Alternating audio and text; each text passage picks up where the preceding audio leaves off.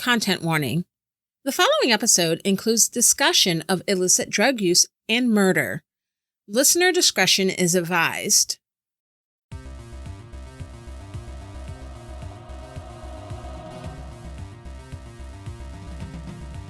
It's strange to think that my 20-year high school reunion is this year. Some of my classmates have grown children. That's a strange thing to think about because I don't feel like I'm that old. I went to an all-girls Catholic high school in the city of Detroit. My parents sent me there because they thought I was boy crazy and figured that placing me in that environment would keep me away from crushes and relationships. But that's not how anything works. My senior year of high school, I dated a guy we'll call Austin. I briefly mentioned him last episode. He was the guy my dad could read by looking at him, but I didn't give him a name at the time. Austin and I worked together after school at a local business. He was cute, to be sure, but what attracted me to him was his sarcastic sense of humor and his knack for storytelling.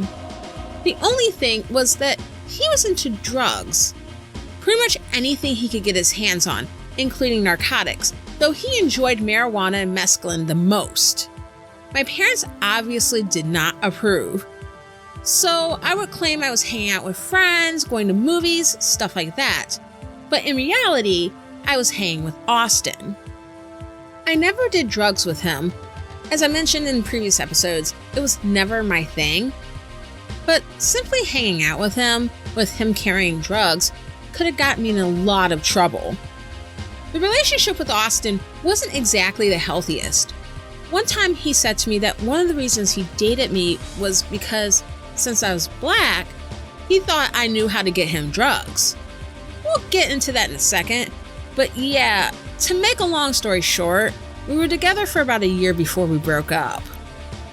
The fact was, though, I was black and I didn't do drugs, and I didn't have drug connections, mainly because I was a square who didn't do drugs. Even if I wanted to, my substance abuse therapist's father would probably figure it out and kill me.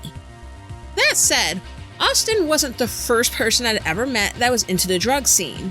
At the time, I knew a number of people who did drugs, although it was mainly weed.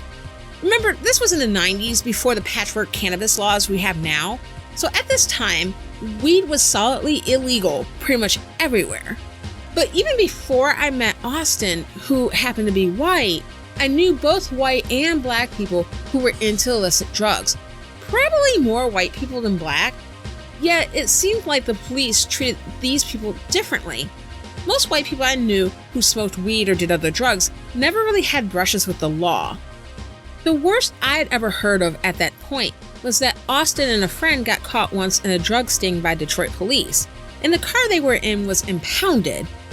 They were forced to walk to a payphone to get a ride home, but no charges were filed.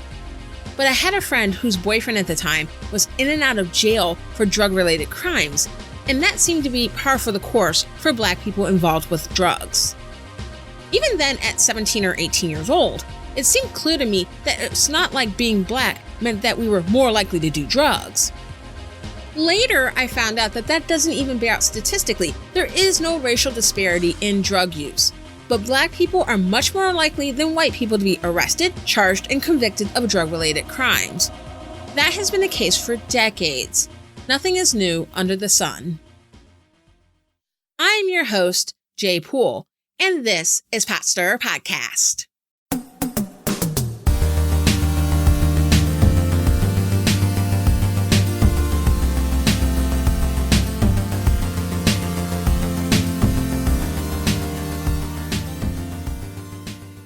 Welcome to Pot Stirrer Podcast, where politics, religion, and history collide, and it's not always polite. We're now in part 3 of a multi-part series on the U.S. drug war. At this point, I anticipate going about 5 episodes, but I'll make sure it'll be wrapped up by the end of the year.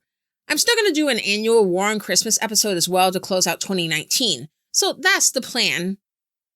When we left off in talking about the drug war, Harry Anslinger, the nation's first drug czar, served in his role as Commissioner of the Federal Bureau of Narcotics, the precursor to the Drug Enforcement Administration, or DEA. He was not an elected representative or even a political appointee per se. He was a bureaucrat through and through who served during several presidential administrations, with both Republican and Democratic presidents at the helm. He started out under Herbert Hoover, a Republican president. His grand achievement, the Marijuana Tax Act of 1937, was signed into law by a Democratic president, Franklin Delano Roosevelt, and he retired in Democratic President John F. Kennedy's second year in office, leaving the Federal Bureau of Narcotics much more powerful than it was when he first started there. And this is an important thing to understand. These early drug laws and the targets of said drug laws weren't partisan. At this point in time, illicit drugs and drug enforcement weren't particularly hot-button issues for those in power. Those who bore the brunt of the enforcement were primarily groups of people that those in power didn't concern themselves with in any deep way, if at all, except as convenient scapegoats. And while the next couple of episodes will focus primarily on Republican leaders, it's important to understand that the drug war in this country is not simply a product of one party, but of a lot of very powerful people at various points in our history. There were specific actors that made notable decisions that made a huge difference, and that's primarily who we're focusing on in this series. But there were many others that were just as responsible or complicit, depending on where you stand on the drug war. So let's set the scene for where we are at this point in American history, because this will matter later. We're going to go back to 1960, during the presidential race between U.S. Senator John F. Kennedy and Vice President Richard Nixon, who served under Republican President Dwight D. Eisenhower. We're getting out of the 50s at this point in time. The 1950s was a period of prosperity for much of the U.S.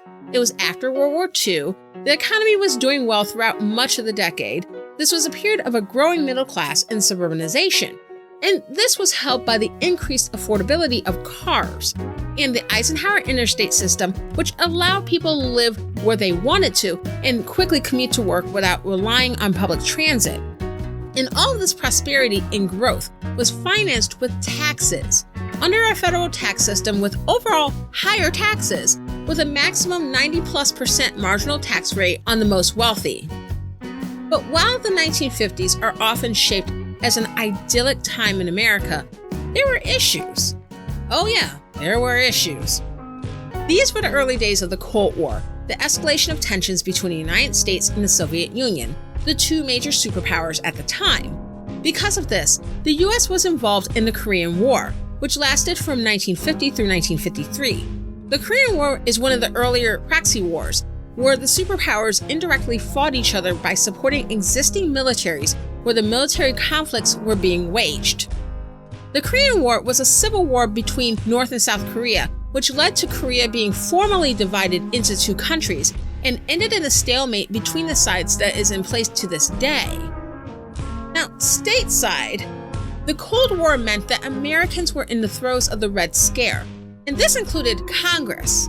In the Senate, Senator Joseph McCarthy headed a crusade focusing on rooting out suspected communists in various areas of public life, oftentimes on trumped-up evidence or coerced testimony. And this done along with the work of the House Un-American Activities Committee, or HUAC, a much longer-lasting committee in the House of Representatives. First Amendment rights be damned. This was a really bad time to be a communist, or even be thought of as a communist in America. And the accusation of communism was often a way to disregard or silence other types of dissent.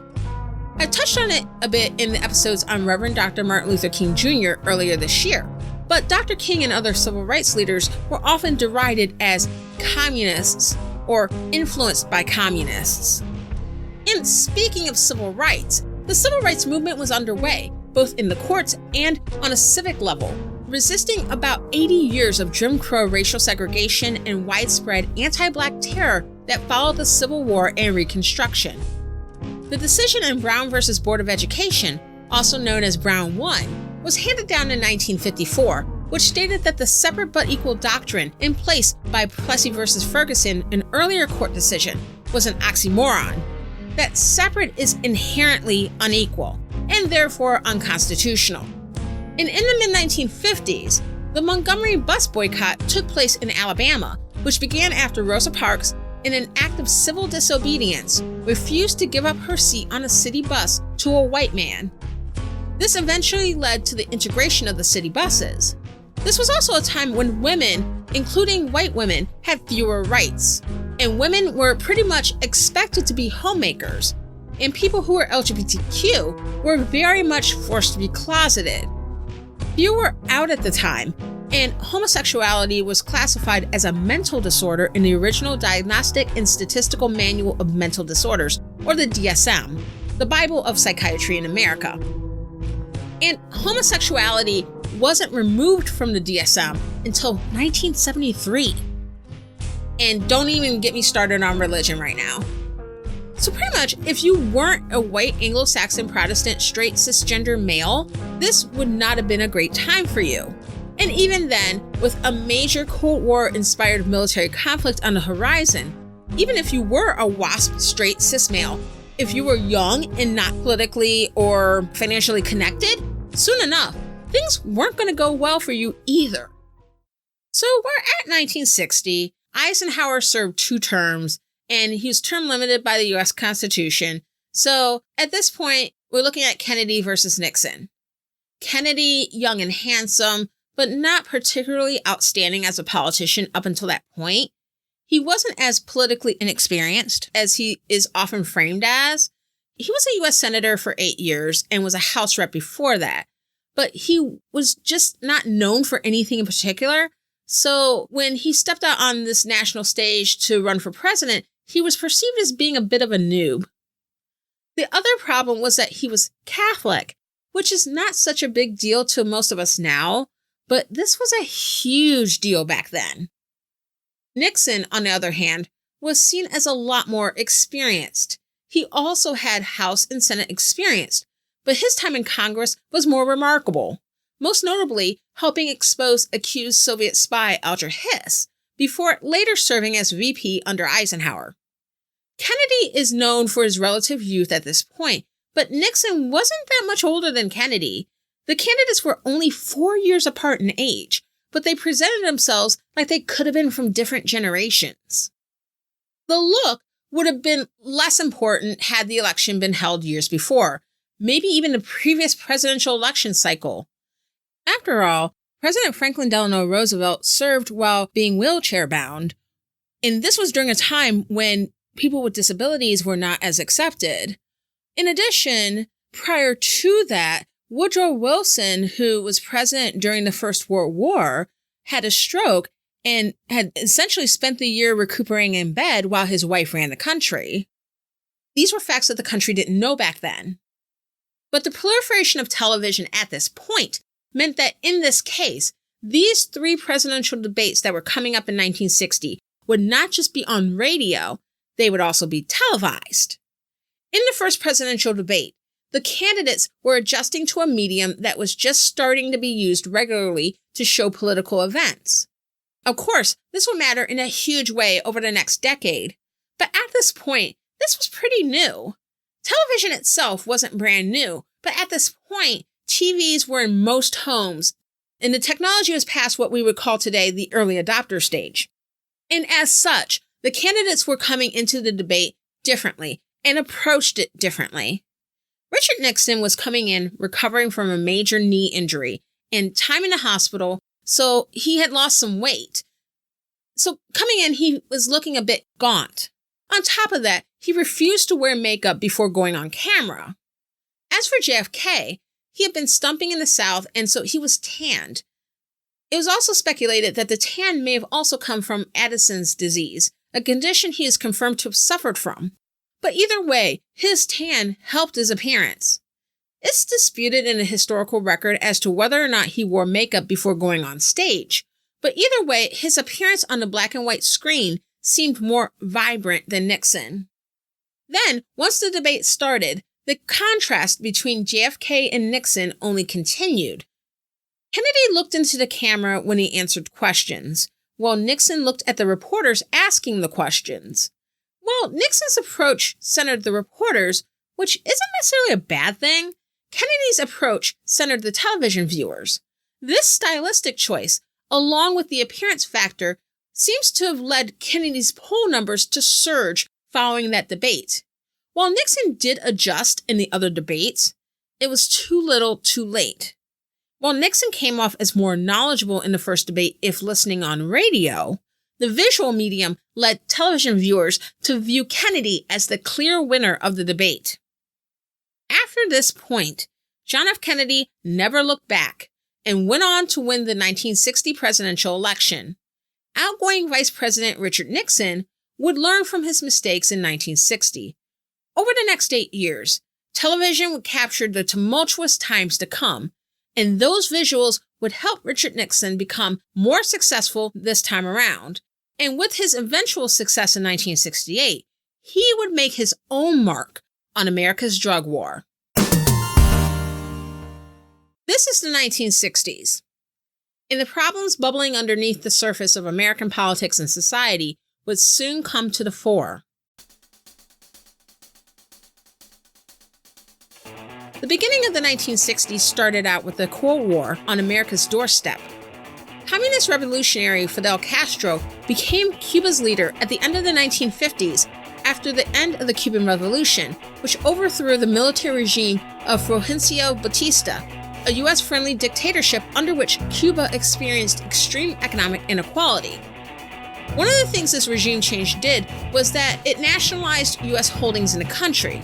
This change in regime to one that was ideologically similar to the Soviet Union and would establish diplomatic relations with the Soviets deeply concerned the U.S., both because of the strong economic stake the U.S. had in Cuba, plus geography. Cuba is only about 90 miles from the southernmost tip of Florida. So the U.S. executed the Bay of Pigs invasion in 1961, which was a CIA operation to overthrow Castro. But the operation was unsuccessful. Tensions continued to escalate between the countries, leading to the Cuban Missile Crisis, when the Soviet Union installed nuclear missiles in Cuba, leading to a nuclear standoff between the two superpowers. The world was on the brink of nuclear disaster until the two sides came to an agreement ending the standoff. But JFK's first term in office would be cut short, as on November 22, 1963, he would be assassinated while visiting Dallas, Texas. This would be just the beginning of a number of high-profile assassinations in the United States over the next 5 years, including civil rights leader Malcolm X in 1965, and both Martin Luther King Jr. and Robert F. Kennedy, JFK's brother and former U.S. Attorney General, in 1968. And this doesn't even include the multitude of other politically motivated murders that occurred in the U.S. over that period. Civil rights became an even more publicized issue in the 1960s as protest marches, freedom rides, and other tactics employed by civil rights activists to integrate the South became more commonplace. And with the increase in these demonstrations came increased resistance from pro-segregationist, pro-Jim Crow whites, some of whom were organized into white citizens' councils and Ku Klux Klan chapters, and others were part of police forces, and there was likely overlap. This led to violent clashes in the streets and murders of civil rights workers. I discussed this more in depth in the series on Martin Luther King Jr., released earlier this year, so if you haven't already, definitely check that out. Following JFK's assassination, Lyndon B. Johnson, JFK's vice president, took over the helm, and later elected in his own right in 1964. As president, LBJ used Kennedy's death as additional leverage to encourage Congress to pass the Civil Rights Act of 1964 and the Voting Rights Act of 1965. While LBJ pushed these reforms, as well as his more ambitious war on poverty as the decade continued, a lot of the reason why he backed these reforms was due to the civil rights movement being too persistent to ignore. But doing this had major consequences. On one hand, it was at this point when Black Americans became a reliable Democratic constituency. The Black vote started migrating decades before from the GOP to the Democrats during Franklin Roosevelt's administration, but the 1960s really crystallized this change. But the new civil rights laws also led to a de-alignment, where Southern whites, reliably a part of the Democratic Party since the Civil War, began leaving the Democratic Party, at least on a national level. They really didn't start crossing over to the Republicans until around the late 70s, early 80s, due to the Southern strategy. Now, even though Johnson was responsible for reforms considered progressive today, one area where he wasn't so progressive was war. The Vietnam War, also known as the Indochina War, was another proxy war where the US and Soviet Union were indirectly fighting each other by aiding other parties in conflicts around the world. The Vietnam War can really be its own arc, but I will summarize very, very briefly. The Vietnam War began in 1954 and had spun off from an earlier conflict with France over Vietnam's independence, as it had once been a French colony, French Indochina. This war was fought in Vietnam, as well as nearby Laos and Cambodia, countries that were also a part of French Indochina previously. And this was, in a nutshell, a civil war over who would control the region, whether it would be governed by a communist regime or a regime with ties to the West.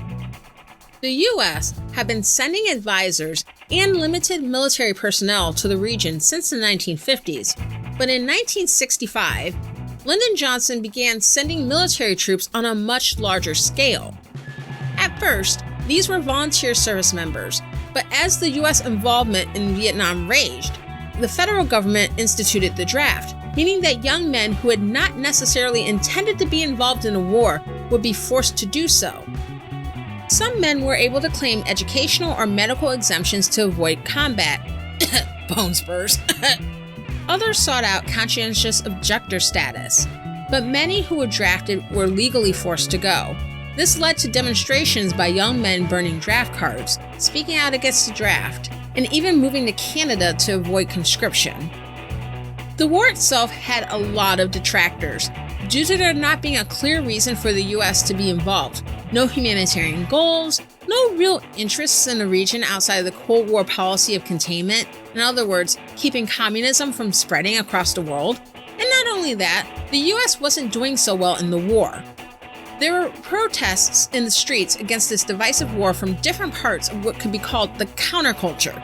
Civil rights activists who had shifted focus to fighting discrimination against Black Americans in the North, as well as resolving poverty more generally in opposition to a war that disproportionately involved them, as well as the New Left, which were young left-wing activists, mostly white, that supported feminism and civil rights, and questioned the war and establishment values. These groups were holding demonstrations, marches, and public protests against the war, and in favor of various progressive reforms. Then there were the riots. Urban riots throughout the decade, but especially after Dr. King's assassination. And there were other riots as well, including a huge riot outside of the Democratic National Convention in Chicago during the summer of 1968, in protest of the Vietnam War and the Democratic Party's support of the war. There was also another part of the counterculture that decided to give peace a chance. The hippies were a mostly young and white movement that focused on New Age spirituality, free love, the use of psychedelic drugs like LSD, music, and communal living. Hippies, as a label, is typically used these days, and even back then by establishment leaders, to describe pretty much any young white person who was part of the counterculture. But that really wouldn't be accurate. Unlike other counterculture groups, the hippies weren't really political per se. A case can be made that choosing not to participate in the system at all is a political act. But what I mean is that the hippies weren't really political activists, as much as they were people who chose to step away from the culture and do something different. And because of their place in society, they had the privilege of being able to tune out all the conflict. But outside of hippie communes, morale in the United States was down and divisiveness was up. The country was split, many Americans were angry, and this anger was spilling out onto the streets. And this could be seen right on television.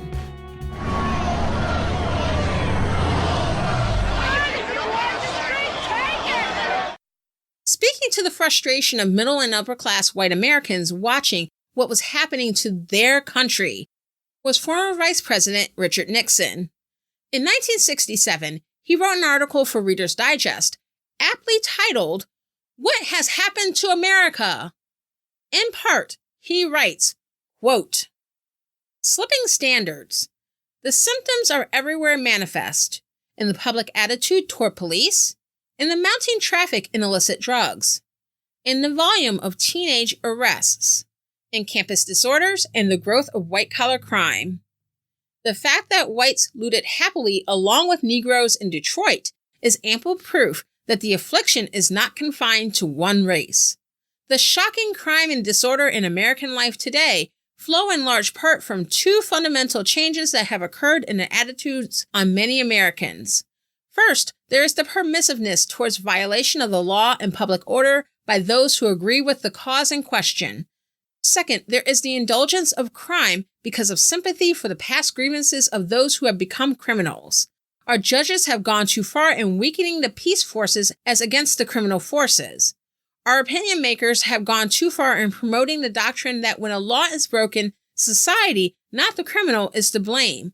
Our teachers, preachers, and politicians have gone too far in advocating the idea that each individual should determine what laws are good and what laws are bad, and that he should then obey the law he likes and disobey the law he dislikes.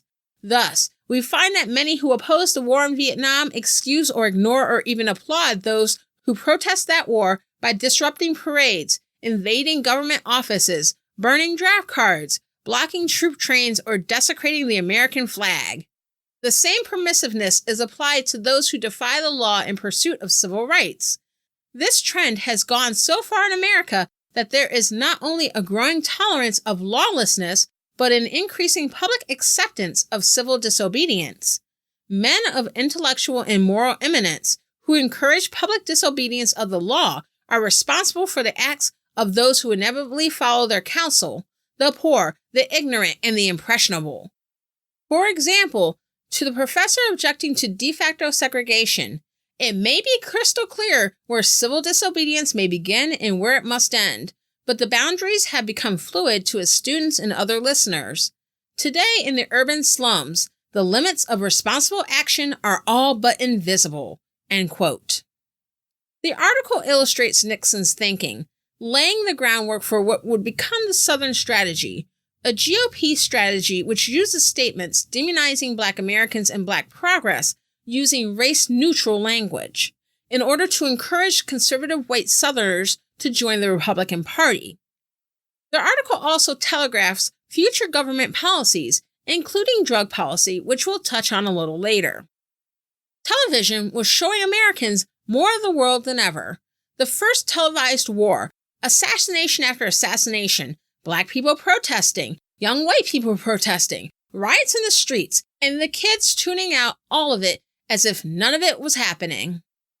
For those Americans longing for their idyllic America of the 1950s, they just wanted the 1960s to end. So in came a candidate that wanted to end the 1960s too. This episode has us going back in time with a brief history of the 1960s, including a short foray into the Vietnam War. But we aren't the only ones going back in time. Jaye and Wendy go back to the electric 1970s, to the 1979 Academy Awards. They recently released a two-parter about the year's Best Picture, the winner being The Deer Hunter, a war film about American soldiers in Vietnam. But there were a lot of great contenders that year. Did any of the other nominated films match up? Should any of them have beaten out this classic? Listen to the latest from The Losers on Apple Podcasts, Stitcher, or your favorite podcatcher, or go to theloserspod.podbean.com. And for all the awesome podcasts of Flying Machine, go to flyingmachine.network/shows. In 1968, Republican presidential candidate Richard Nixon came back stronger than ever, having learned from his failed 1960 presidential campaign, with a new message that capitalized on what Americans had seen on television over the course of the decade, and the anxiety many were feeling because of what they saw. Law and order. No more fighting, no more conflict, no more riots. The counterculture will be a thing of the past, because as president, Richard Nixon will make these lawbreakers pay, bring order back to America, and the horror that was the 1960s will be over. And that's what he was now campaigning on.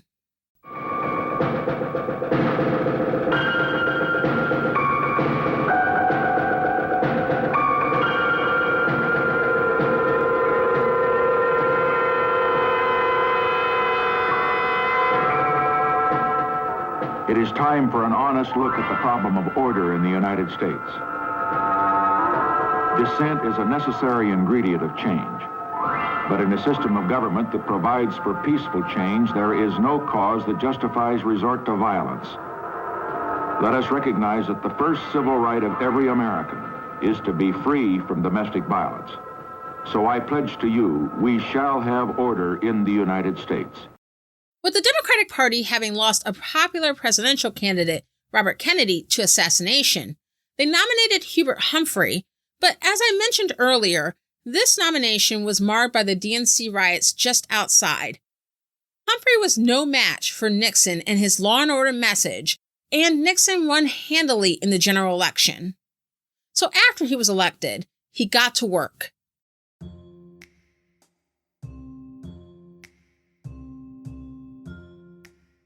Richard Nixon's main goal was to end the 1960s, and the changes that were occurring, the marches, the protests, the riots, stop them, the counterculture, who was going out of their way to be heard by a society and government that wanted to keep them silent and compliant. And a way to do that was treating drug use as criminal, rather than as people medicating themselves in order to face or escape from a world that was constantly in flux. After Harry Anslinger retired from the Federal Bureau of Narcotics in 1962, voices from the counterculture, as well as from the medical profession, felt more free to study drug use and speak out against punitive measures to curb it, leaning more into focusing on drug treatment for abuse. But in some other cases, especially when it came to hallucinogens, advocates such as psychologist and author Dr. Timothy Leary of Turn On, Tune In, Drop Out fame, saw these drugs as being a net positive for users. Nixon viewed Leary as the most dangerous man in America. As president, Nixon wanted to use the drug war that Harry Anslinger started and take it to the next level. And the drugs he would primarily focus on were cannabis and opioids, particularly heroin. And in his first year as president, he spoke to Congress and held a bipartisan leadership meeting to discuss narcotics. Then in 1970, the Nixon administration began working on implementation. In March of that year, Nixon announced an anti-drug program that would primarily focus on using schools and other institutions to promote the message to children and teens that drugs were dangerous. In early 1971, President Nixon signed into law the Comprehensive Drug Abuse Prevention and Control Act of 1970. This was the first major piece of anti-drug legislation since the Marijuana Tax Act of 1937. This act consolidated all existing drug laws into one and made it easier to tack on new regulations as part of this comprehensive law. This law also created an entire framework around drugs, including prescription as well as illicit drugs. In particular, Title II of the Act is called the Controlled Substances Act, which classified drugs into 5 categories, or schedules, based on potential for abuse, accepted medical use, and accepted safety under medical supervision. These schedules are set up from Schedule 1, deemed to have a high potential of abuse, the potential to create severe dependence, and is unsafe with no accepted medical use, to Schedule 5, with low potential for abuse, potential to create only mild dependence at most, and safe with accepted medical use. This might seem straightforward. Most opioids, including heroin as well as ecstasy, are Schedule 1 drugs, and Robitussin AC is Schedule 5. But then again, cannabis is also a Schedule 1 drug. Yet fentanyl, responsible for the deaths of Prince and Tom Petty, as well as OxyContin, one of the drugs that led to today's opioid epidemic, are ranked lower than weed. And guess what? So is cocaine, the drug that pretty much fueled the 70s and 80s. According to the logic of these drug schedules, it's better to do a line than to smoke a bowl. Clearly, this is not based on any medical science as much as it's based on political concerns. Over the next few years, Nixon continued to sign laws and issue executive orders aimed at curbing drug use, mainly through law enforcement. He brought on Dr. Jerome Jaffe, a psychiatrist and White House consultant, as a special consultant to the president for narcotics and other dangerous drugs, or drug czar for short. Jaffe encouraged the president to support measures for drug treatment, and Nixon did sign into law the Drug Abuse Office and Treatment Act of 1972, which dedicated $300 million over the next 3 years to drug treatment and drug use prevention. Yet his dominant impulse was towards law and order, spurred on by domestic policy advisor John Ehrlichman. With Executive Order 11641, Richard Nixon established the Office of Drug Abuse Law Enforcement, an agency within the Executive Office of the President. He also sought $600 million from Congress for drug enforcement measures and pushed law enforcement to crack down on drug arrests, particularly for heroin and cannabis. And drug arrests doubled over Nixon's first term, disproportionately focused on Black communities and the white counterculture.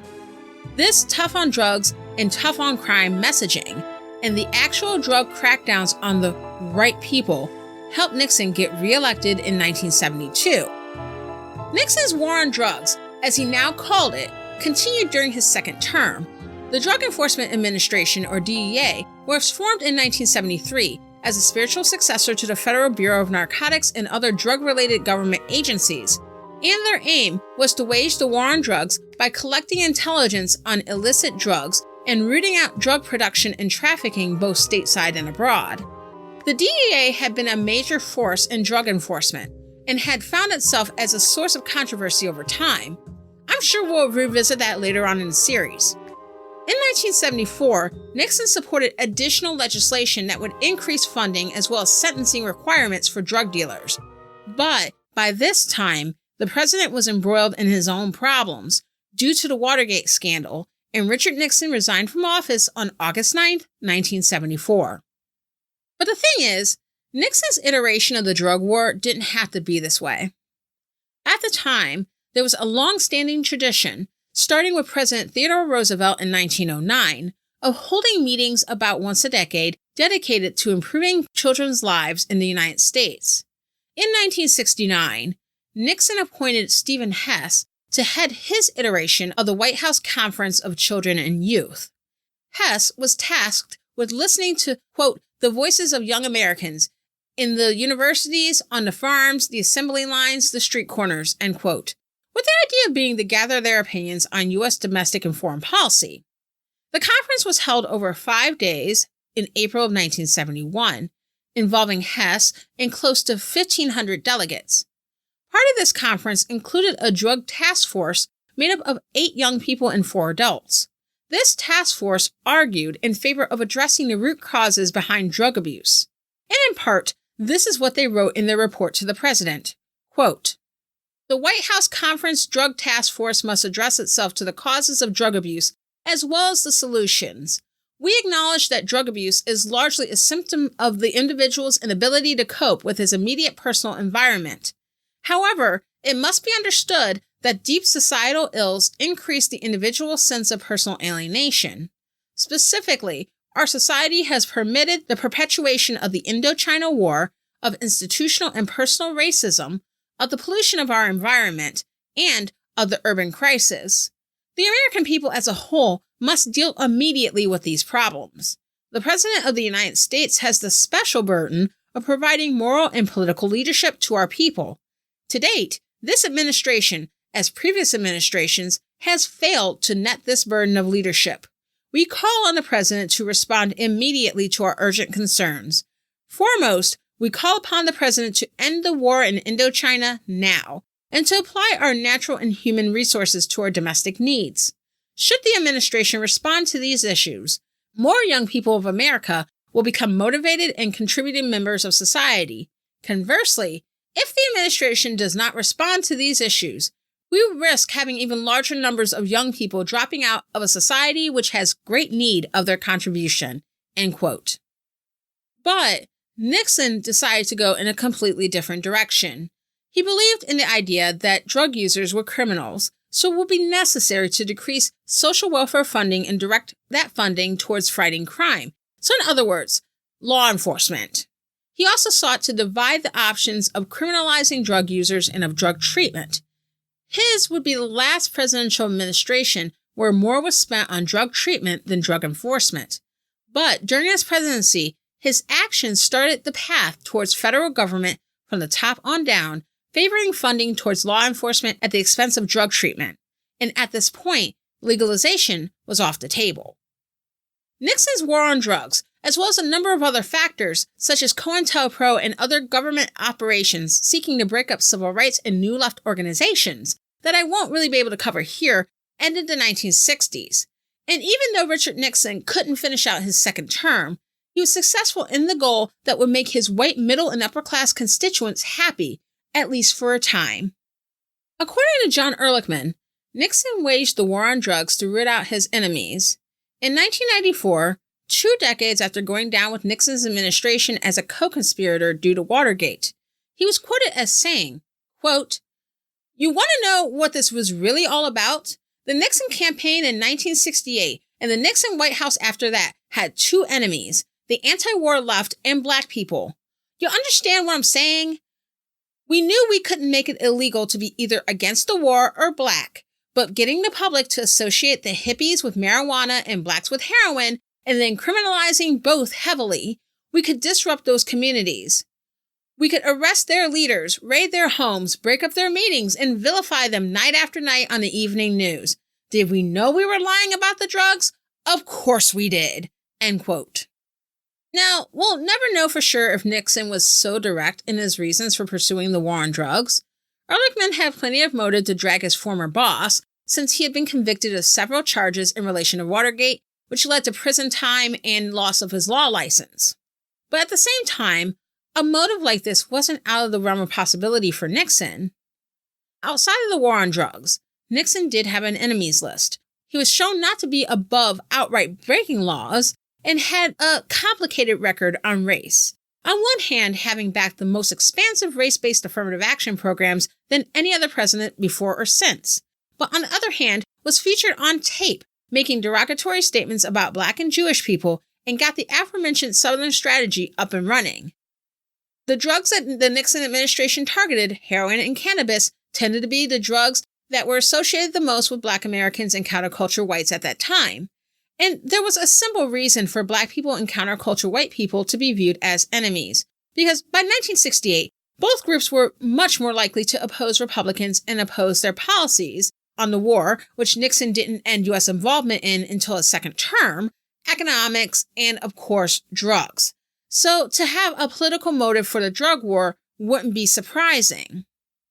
But even if we take Nixon at face value, that he wanted to bring back law and order, it does bring up a fundamental question.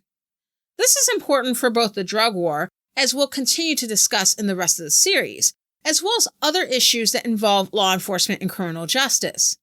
Does the act of breaking the law make someone inherently immoral? Some laws are meant to protect the public and keep us safe, like laws against murder, rape, assault. But there are other laws made to be broken.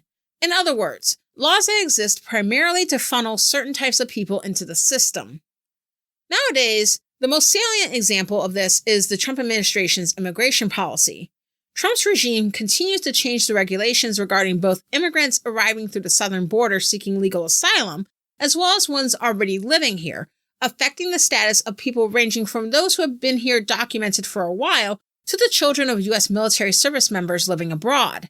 And going back to the drug war, statistically speaking, Black Americans' propensity for drug use, or selling drugs, is similar to that of white Americans, but Black Americans are more than 2 times as likely to be arrested for drug-related crimes. In reality, this means 2 sets of laws for 2 different groups of people, not much different from Jim Crow. In the case of the war on drugs, we'll get more into the long-term effects in later episodes, but the success of drug laws in affecting public safety is dubious at best. But on the other hand, in general, once you become known to the criminal justice system, it's extremely difficult and in some cases impossible to escape it, even if you never break another law in your life. That is why the argument, you don't have to worry about it if you don't commit crimes, is problematic, because it assumes at its very core that laws are inherently just and fair in their creation and enforcement. Yet time and time again, history shows that this is not necessarily true. Today, many evangelicals will point to the Bible, particularly Romans 13, to make the case that obeying government authorities is the moral correct thing to do. And politicians such as former U.S. Attorney General Jeff Sessions have used this to great effect. But while they lean into this one passage in the Bible to the exclusion of many others, it's a popular sentiment not only for evangelicals, but for most Americans, especially those who haven't historically been the targets of law enforcement and the criminal justice system. But beyond the fact that most don't clearly believe this for themselves when they don't like the authority in power, see President Obama, pro-choice legislation, as well as non-discrimination regulations for businesses, it shields them from any consideration that the laws themselves could be born with unjust aims in mind, or that execution of these laws could lead to harmful consequences that outweigh any intended good. Not all laws are good laws. Not all authorities are good authorities. And deep down, I'm sure they know this too. Next time, we're going to get into the Reagan drug war, including the crack epidemic, the law that created a legal difference in charges and sentencing between crack versus powder cocaine, First Lady Nancy Reagan's Say No to Drugs campaign, and the DARE program. DARE. So stay tuned for that in the next 2 weeks. Thank you so much for listening to Pot Stirrer Podcast. If you enjoyed the podcast, subscribe on Apple Podcasts, Spotify, or on your favorite podcast app. Go to potstirrerpodcast.com/download and you'll see the links. If you subscribe, you can get new episodes once they come out so you don't miss it. So if you enjoyed this podcast, please give us 5 stars and leave a review. This encourages other people to find and listen to this podcast. And follow me on Twitter at PotStirrerCast. I'm Jaye Poole. Let's fight for America's future because freedom is not free.